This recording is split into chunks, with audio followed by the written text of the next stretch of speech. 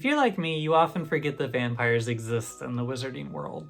There are just so many other fantastic beasts, creatures, and cultures that exist in the world that vampires just almost feel a little bit pedestrian. And in a way, I honestly don't mind their exclusion. In a recent conversation with some friends of mine, I mentioned being kind of frustrated with vampire content in general. I would say most, but it really is kind of all vampire content.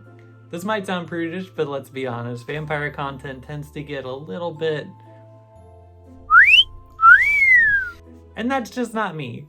And so when you start porting things like vampires over to the world of Harry Potter, where most of the main characters are kids, that's a yikes. Let's keep them away. Just gonna stuff some garlic in here real quick. Just saying, Quirrell wasn't full of all bad ideas. He was a Ravenclaw after all. So if vampires exist in the wizarding world, where are they? There's a vampire that shows up at Slughorn's Christmas party, but aside from that, is that really it? So are the walls of Hogwarts just lined with garlic like my hat? Today, we discuss, where are all the spooky goth bat people at? Who knows?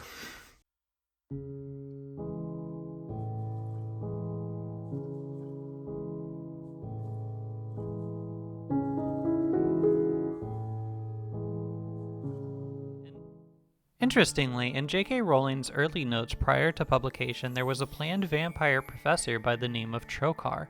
The name comes from a term for a sort of medical turkey baster used to extract bodily fluids during surgery. Unfortunately, or fortunately for our characters, old Trocar did not make it into the final draft. This does, however, bring up an interesting theory that has circled the internet since the early days of Pottermania.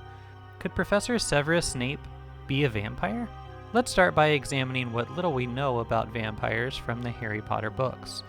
But first, I want to acknowledge that vampires are involved in many third-party Wizarding World games such as Harry Potter Wizards Unite and Harry Potter Magic Awakened, but I don't include them in the canon for this channel and won't be referencing that material. To be clear, I don't think there is anything wrong with those games, I just personally only consider the Harry Potter books to be canon, along with maybe some smatterings of the Fantastic Beasts movies, and maybe Hogwarts Legacy. The jury's still out on those in my book. So, what do we know about vampires? One easy little factoid is that vampires in the wizarding world do appear to have an aversion toward garlic, the lowest hanging confirmation of this being Professor Quirrell's habit of stuffing garlic into his turban to ward off a vampire he met on one of his practical travels. Now, I think one could make the argument that this was an odd red herring practice of his to make his story sound more believable, throwing people off the trail of him meeting a weakened Lord Voldemort on said travels. I don't dislike this idea, although I do not believe it discredits the lore of vampires being repelled by garlic. And that's because Neville mentions being confused about the garlic weakness when discussing a bit of homework assigned by Professor Lupin. Honestly, it sounds like he was a real bookworm in school. He probably would have been a good teacher for just about any subject. That said, could it be possible that Professor Quirrell's garlic trick wasn't a red herring after all, and it was to ward off a certain someone he had very good reason to fear? Someone close to him at Hogwarts, perhaps another staff member bearing certain greasy-haired and bat-like qualities who we see constantly harassing him during the school year? Let's continue. In a note from J.K. Rowling on the Wizarding World website, the author indirectly confirms yet another weakness of vampires, that being exposure to the piercing light of day, not unlike me at 6 in the morning when it starts peeking through my dang blinds on the weekends when I'm supposed to be sleeping in. It's not like I already deal with insomnia already, you stupid ball of fire in the sky! Sorry, got a little personal there. And before this makes anyone suspicious of me, I'd like to say that I eat sweet precious garlic on everything I can. All the usual stuff, my cereal, my yogurt, glasses of water. I do, however, sleep in a coffin, so there is that. In terms of diet, you have the obvious confirmation that vampires do drink blood. I don't know if they can gain sustenance by sucking the red coloring off random objects like Marceline, but I assume not, which is good news for Simon Pegg. You got red on you. You've got red on you. Got red on you. Oh, you got red on you. Yeah. It does seem as though they can enjoy some food, though.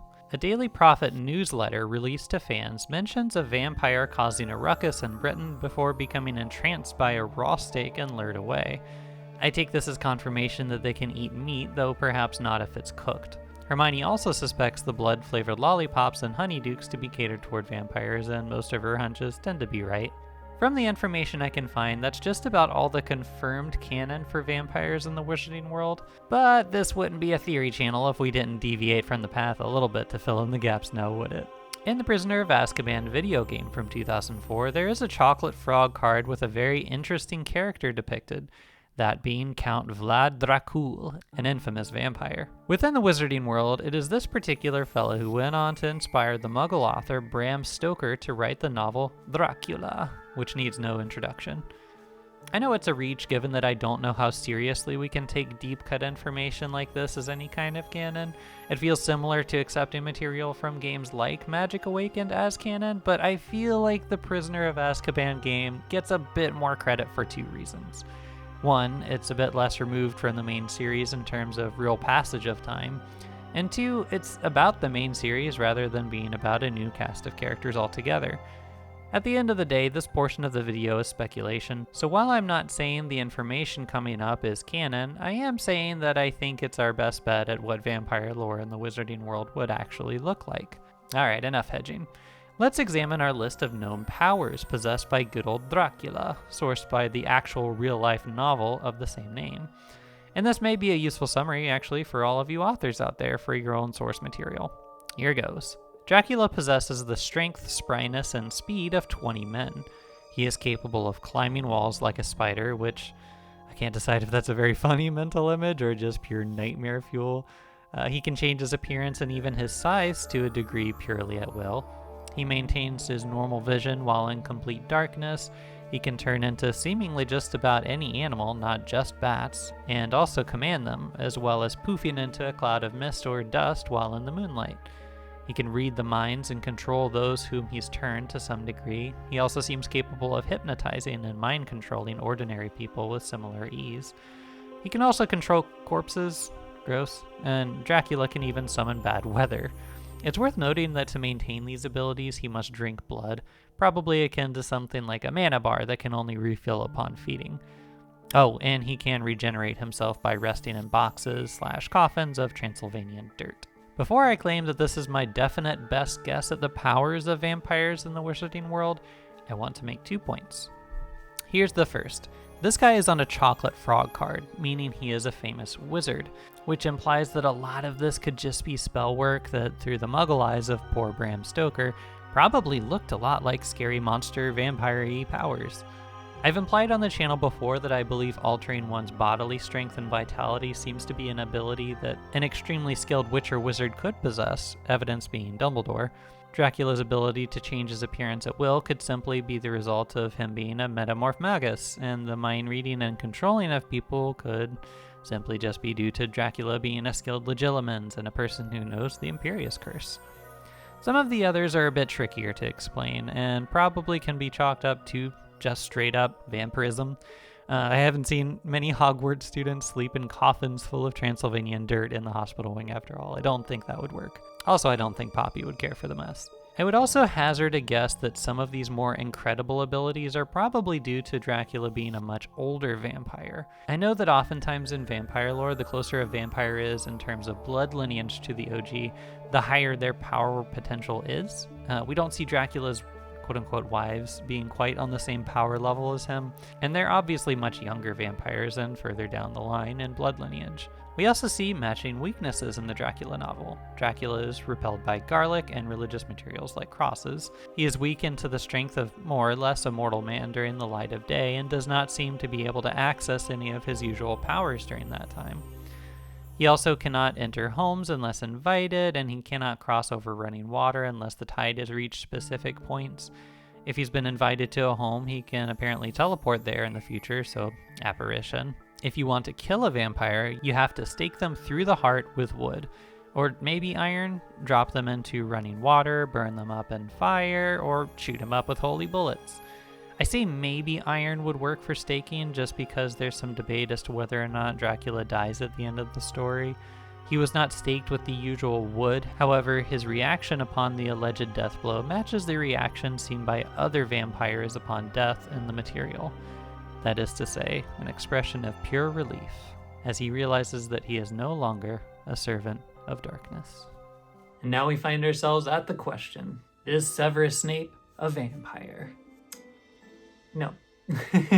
He's described as being bat-like in general, and we do see him performing some unsupported flight within the Deathly Hallows toward the end, but that doesn't mean that he's literally able to turn into a bat. And even if he was, the Occam's razor response there is that, oh, I guess Snape's an animagus, not Snape must be a vampire. That's a pretty big leap to make. And in that moment, he's also described as a huge bat-like shape, and bats in life are pretty tiny. Though one of my favorite animals is the giant golden crowned flying fox, which is a bat with a 5-foot wingspan, but that still feels like a stretch to me. We already know that unsupported flight is an ability learned by some powerful gifted wizards like Voldemort and Snape. And while he doesn't seem to care for the light of day, neither do a lot of people, and that doesn't make them vampires. It just makes them introverts, I think. Snape did also kind of just eat shit after getting attacked by Nagini, and I don't know about you, but that didn't look like a facial expression of relief to me. It just kind of made me sad. And I don't even like Snape. And at the end of the day, J.K. Rowling actually addressed this question in the same article that I've pulled a lot of the information from today. While she considered writing in Trocar as a vampire member of staff, Snape was never a part of those plans, and is in fact, according to the creator of the series, not a vampire. It is kind of fun to theorize about some of these more out there ideas, even when the author does come out and say, this isn't the case. But I don't know, guys, this one seems pretty cut and dry to me. But let me know in the comments section what you think. Do you think Snape is a vampire, and do you think there are other possible vampires kind of lurking in the pages of the story? Let me know. Either way, thank you all so much for watching. If you like this kind of content, please consider subscribing to the channel. I upload a new video every week or two, and I'd love to have you. But for today, I have been Riley. This has been Magical Theory. Have a magical day.